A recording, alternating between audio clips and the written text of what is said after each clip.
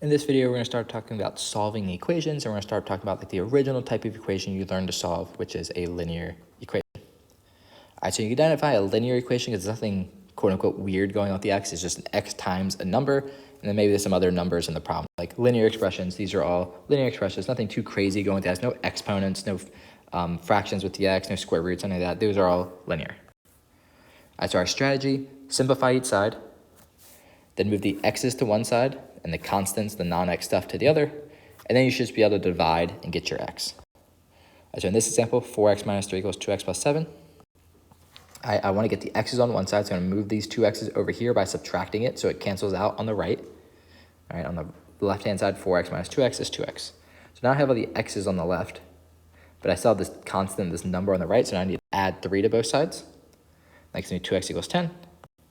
Then I can divide to get rid of the 2 that's next to the x, and I finally get x all by itself, and x equals 5. All right, so if you're really good at solving linear equations by now, this kind of seems silly. But again, just the process of thinking about what are you trying to do. A lot of times people don't make mistakes in this problem, but if this problem was part of a bigger problem, they kind of get confused because they don't realize, oh, I've simplified it down to a linear. So whenever you see something like this, just remember, I get the x's on one side, the other stuff on the other. I can also have fractions. Some people like solving these by just keeping the fractions the whole time. I personally like solving them by getting rid of the fractions. So I'll do that. First thing over here, I can simplify by just distributing 3. But I still have these fractions. So the way to get rid of a fraction is multiplying by its denominator. So I take the biggest fraction, or denominator 4, and multiply both sides by 4. All right, and that's going to cancel out because the numerator times the denominator cancels out. So 4 times 1/2 is 2. 4 times 3/4, they cancel out, I just get 3. Here I have to remember to distribute in.